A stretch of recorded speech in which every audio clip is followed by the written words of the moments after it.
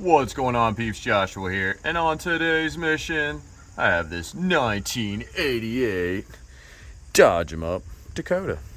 And guess what it needs? Wah, wah, wah, wah. So yes, a 1988 Dodge Dakota rack has failed, and it's leaky. So, time to get it replaced today. I'll see if I can set a camera angle up and capture some of this nonsensical buffoonery, but it's really quite straightforward.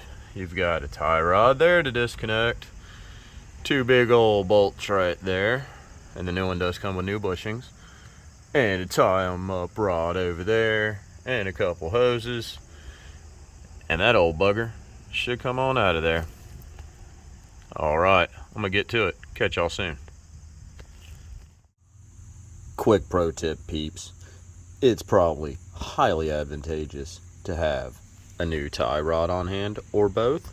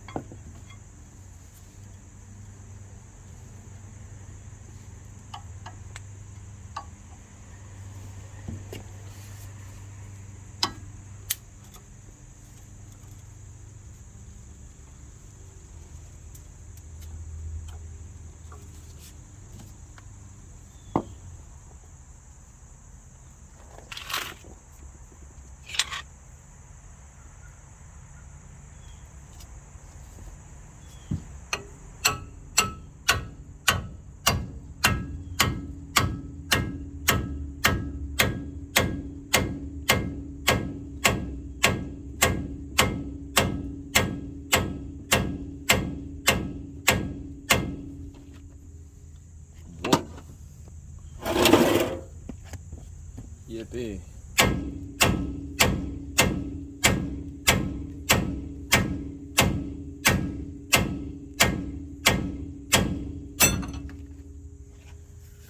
Yeah, that was crucial.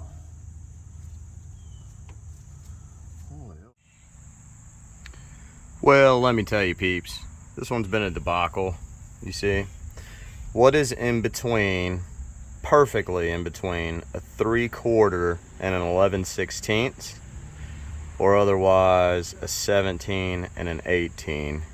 Literally, what is it? Oh yeah, it's these fittings for these power steering lines here at the rack. And same thing actually with the connection up here for the power steering pump.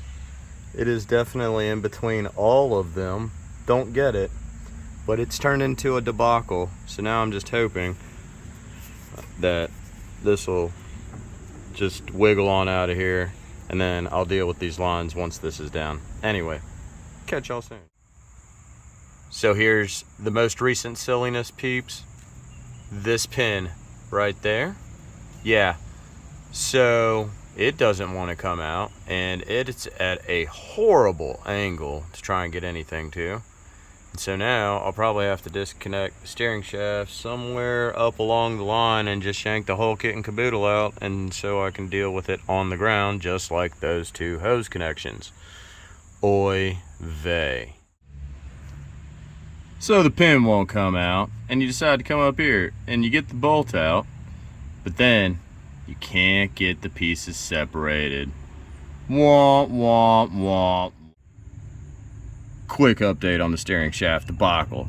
So with the steering rack dismounted from the frame, I was able to maintain a solid grip on it and just keep waylaying on it right here, spraying it down with WD-40 or PB Blaster, whatever. Just kept spraying it and hammering it, and it finally has pretty much worked its way out of there. I don't know if I can get it the rest of the way without two hands. There it goes. But that was the method I used, and now I can get back under there and actually get this thing out of here, I believe. Let's see, peeps. All right, try and find a little position for y'all to hang out. I don't know, maybe that works, whatever.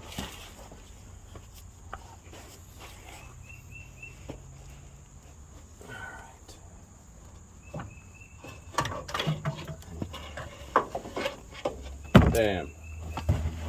Just like that, the steering rack is out. Now comes the fun of dealing with these silly hoses that are miraculously between a 3/4 and 11/16, or otherwise an 18 and a 17. Really don't get it. And now I can deal with the silly pin.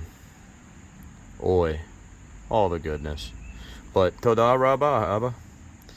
You were the only reason why I was able to get this all apart. So thank you, Father. All right, for that pin right there, you're just going to want to put the assembly in a vise. That's all there is to it.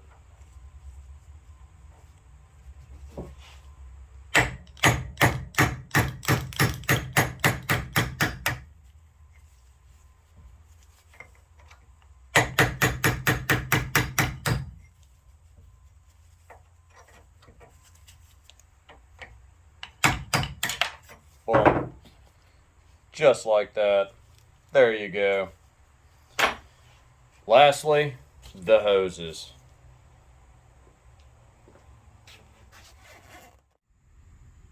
Day 2 on the Dakota peeps, and there you have it. It's finally all separated.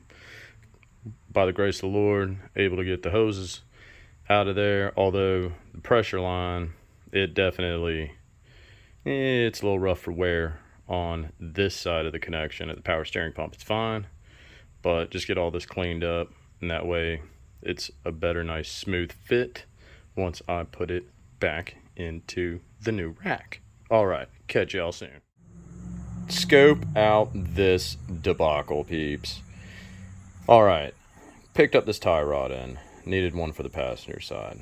Well, I didn't check the package, and when I went to go install it, found out there was no jam nut, no castle nut, no cotter key. There was nothing, right? So I called the parts peeps up, went down there, and, well, they got the last remaining one off the shelf that's here local, other than an hour drive away. And yeah, it actually did not have a boot, so it was defective straight out of the gate. And there was all sorts of weird looking sawdust material inside of the packaging, which is kind of horrible. I think I don't know, yeah, so you see all that speckly stuff? Yeah, very strange. Anyway, it may have been like some kind of grease that broke down or what have you, but very bizarre. So that one was defective anyway. This one was defective because it didn't have these components here and here. So it was all silliness. Anyway, got that. Well, this was the next debacle. How to get this silly thing disconnected. And fortunately, by the grace of the Lord, as always, He provides. I was able to secure this in this vise and finally break this free. And it took some juices, peeps. And I was super nervous it was going to actually strip or round off, because the only tool I had to work with that would fit that well enough was this. And the more funner bit was it had to use this super old jack that most of y'all have never even seen before as the breaker bar for that wrench. But anyway, that debacle is now over. Yay! Moving on, peeps. Time to get that jam nut off of there and install the rest of the buffoonery. And there it is. After numerous challenges, got it all back in there. Everything's nice and tight.